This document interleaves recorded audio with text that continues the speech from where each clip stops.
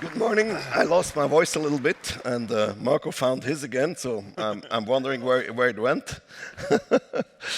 It's a real pleasure to be here, and it's been a story just as long as NOAH that we have been knowing us. I think we met in 2009 when I was at a B2B event, actually, and you were looking for money to build site for elderly homes, to sell elderly homes on the internet. I was actually looking even something before that. We had a ski trip in St. Moritz, and I was looking for a ride to St. Moritz, and then Daniel said, "Hey, you can fly with me," and we flew. Do you remember that? I do remember that. And then 2 minutes before the landing, the landing gear wouldn't go out. Oh my God! Oh my God! And I think we both kept cool. And I thought when you are landing and trying to get the landing gear out, and when you keep cool in that situation, literally I think 30 seconds before landing, we realized we have a big problem. And then I thought, okay, when you run a company, you might have similar problems in the course of the years, and I thought he would probably be the right partner. And fortunately, we never so far needed a landing gear at our company.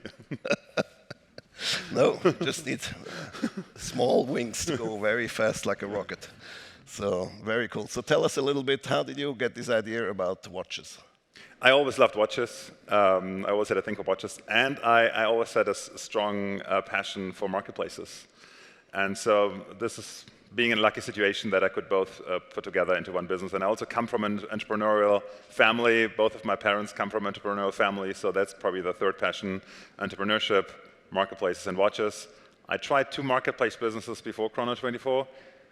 One was a failure. The other one was not as successful as I wanted it to be, but still was okay.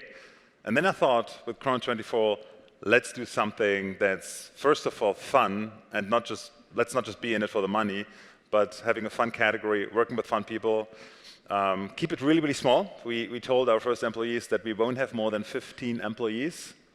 And I still have a few employees working for us who remind me, you promised us we won't be more than 15. And I think today we're more than 500. So that promise we couldn't keep. An amazing rise, and you're the complete global market leader. It doesn't matter, I've just been sailing around the world, and doesn't matter if I've been in Bora Bora or even in Japan, you're leading the world with your marketplace. Is that correct? Yeah, we are. How did you get there? I mean, first of all, we are in a super global category, so watches, you might like it or not, is probably one of the most global consumer categories. Whether you buy watches here in Zurich or in Tokyo or in Seattle or in Buenos Aires, the top 10 preferences of brands or models is almost everywhere the same. And so this is a very global market, and obviously a global market needs a global marketplace. And this is also a very international category. I think there are very few consumer items that you would consider buying, let's say, from Tokyo, because most pieces are too big, too expensive to ship, but watches are very, very small, yet expensive, so it might make sense to shop around the globe. And so given that this is such a global category, we are also a very global marketplace. And we are a market leader in every single country, with the exception of China. And in the US, eBay is ahead of us. But looking at our traction and at eBay's traction, it should be just a matter of a few years until we're also the #1 in the US. eBay is another challenge. So there we might need a little bit more cash infusion from you guys. Well, I'm happy to report, which is quite unusual for a business angel. I've been investing in every single round, and there were a few, and that's because I've been, really positively surprised every time by your performance, how you always did more than you promised, and that's quite amazing. So tell us a bit, the watch market has been going crazy lately, up and down, and people were buying watches like if it was the last currency that really holds better than the dollar and the Bitcoin.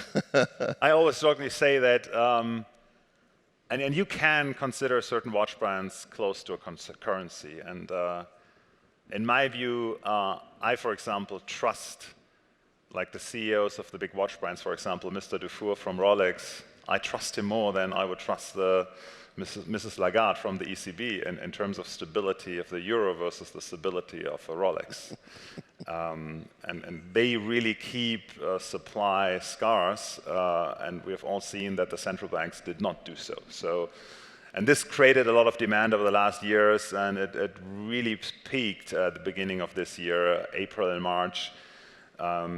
You could buy a watch in a store like a steel Rolex, a Rolex Daytona, for example, which is the most iconic Rolex model, that retailed for 13,000 euro, and it peaked at around 45,000 euro on Chrono24 in April. So you could buy it in a store, and then right away, when you leave the store, sell it for 45,000 euro on Chrono24. The little downside is that the waiting times were up to 10 years, so you would have needed to go into that store 10 years ago, and that was also the reason why prices went so crazy. And it was the same thing with the Nautilus from Patek Philippe and the Royal Oak. And now prices are softening again, which I think is healthy for the market. But interestingly, a lot of other brands, besides these glorious three, have a very stable development in value. And here probably also inflation, fear of inflation, drives a lot of tailwind for us and drives a lot of purchases. So I think for a lot of other brands, I think now is a good time to buy for these iconic three. I'd probably still wait a little bit. So one of the, I mean, there were so many watch companies in the world, watch marketplaces, watch sellers, a lot of them had a lot of funding, a lot more than you did. What was, how do you explain that you did, slowly but surely leave them all in the dust? I mean, first of all, we focused on being a marketplace, so there's no inventory risk here, and we are a marketplace, and we have a strong view that marketplaces usually in the end capture 80% of the market. And as of today, we think that probably 1 out of 2 watch lovers worldwide uses Chrono24, so we kind of have won the market on the demand side. And we've also been very cash efficient, so probably the total burn rate over the last 12 years that we run the business is below 10 million euro. So most of the funding rounds have been some kind of even secondary transactions or like smaller rounds.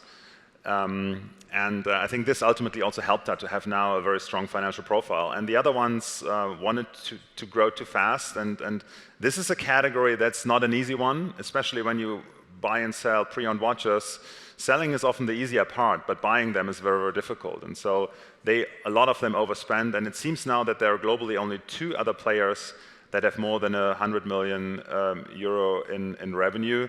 And they all have some kind of unfair advantages, and compared to us, our GMV is around 2 billion euro. So it is a different league now. But these businesses are usually inventory bearing and run a different business model. Well, Tim, thank you so much. Unfortunately, we're at the end of the time. I could have asked you a lot more questions, and I will. Thank you so much. Thank you so much. And Marco, thanks for having us here. Thank you.